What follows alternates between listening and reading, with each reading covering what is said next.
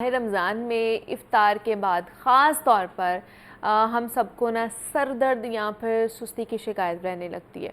कुछ तो है ना वो इफ़्तार से पहले भी सर दर्द की शिकायत करते हैं, जिससे ना सिर्फ एक तो मूड ख़राब होता है बल्कि गुस्सा भी आने लग जाता है, क्योंकि इस कैफ़ियत का इलाज बहुत ज़रूरी है।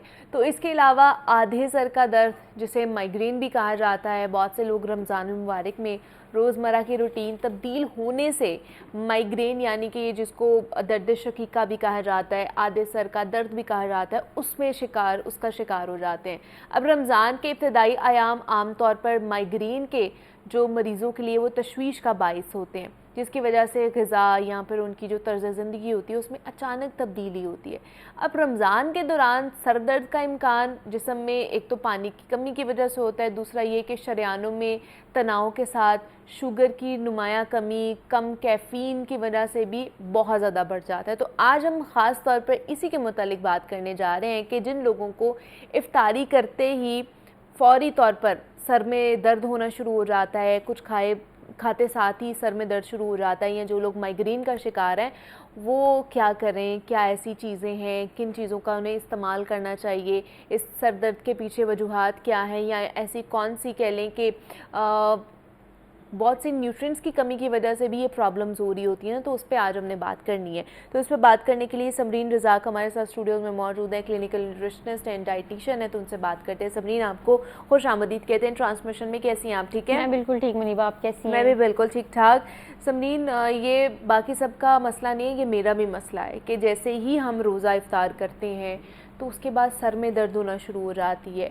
तो क्या वजह है इसकी? बहुत सारे लोग ना ये इस वक्त सुन रहे होंगे हमें, जिनका ये कॉमन मसला है जिसके ऊपर आज हम बात करने जा रहे हैं। तो क्या वजह है इसकी? सबसे पहले तो बताइए कि सर दर्द अचानक से शुरू हो जाता है। अच्छा मुनीबा, रमज़ान में अगर देखें कि अगर कुछ लोग ऐसे होते हैं कि जिनको सिर्फ रमज़ान में ये प्रॉब्लम होता है, कुछ लोगों का पहले भी ये प्रॉब्लम होता है। तो पहले तो आपको ये आइडेंटिफाई करना पड़ेगा कि आया कि मुझे सिर्फ रमज़ान में ये इशू क्रिएट हो रहा है या मेरा पहले से इशू था।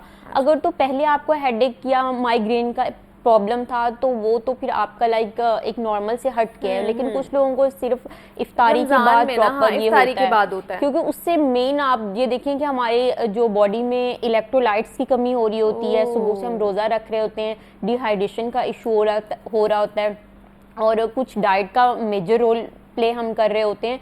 तो क्योंकि अगर हम इफ्तारी में बात करें तो लोग ये जो रमज़ान है ये तो इसका मौसम ही बहुत अच्छा है, अभी लोगों को इतनी प्यास की तलब नहीं होती और लोग खाना ज़्यादा खा रहे हैं और वो पानी को इतना अंडर एस्टिमेट कर रहे हैं। जब पानी अंडर एस्टिमेट हो रहा है तो बॉडी में फ्लूइड्स कम जा रहे हैं, जितने बॉडी में फ्लूइड्स कम जा रहे हैं उतना आपको ये वाला प्रॉब्लम बाद में ज़्यादा इशू आपके सामने आता है। तो ये जो आधे सर का दर्द है इसमें बहुत से लोगों को ये मसला है। और माइग्रेन की अगर हम बात करें तो माइग्रेन हमारे पास दो टाइप के होते हैं। अच्छा। एक एक्यूट होता है जो कॉमन होता है, बहुत से लोगों में होता है, लेकिन एक क्रॉनिक होता है। जो क्रॉनिक है वो बहुत डैमेज है, उसके लिए आपको अपने प्रॉपर डॉक्टर से कंसल्ट करना पड़ेगा, आपकी मेडिकेशन होनी चाहिए, ये बहुत ज़्यादा ज़रूरी होता है। ये तो चले माइग्रेन पे बात करते हैं। ये जो नॉर्मल हमें सर दर्द हो रहा होता है इफ्तारी के फौरी बाद, तो उसके लिए फिर क्या करें? क्या ऐसी चीज़ें करें कि वो जो उसको नॉर्मलाइज हो सके? मुनीबा, उसमें डाइट, अगर माइग्रेन है, जैसे हम माइग्रेन के पेशेंट की डाइट देखें तो उसमें उन पेशेंट को आपने फैट तो नॉर्मल देने होते हैं, लेकिन उनकी जो कार्बोहाइड्रेट्स होते हैं वो आपने कम करने हैं। इट मीन्स कि आपने लिमिट कर देने।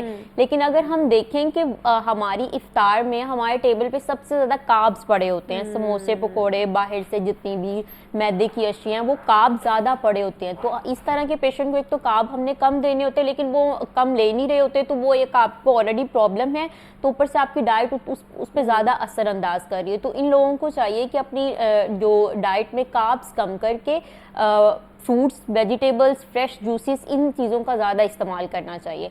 और इसके लिए एक हर्बल टी बहुत ज़्यादा रोल प्ले करती है, तो इस तरह के लोगों को इफ्तार के बाद हर्बल टी ज़रूर इस्तेमाल करनी चाहिए। अच्छा, ये माइग्रेन के पेशेंट्स के लिए या जिनको नॉर्मल भी सिर्फ इफ्तारी के बाद होता है उनके लिए भी है?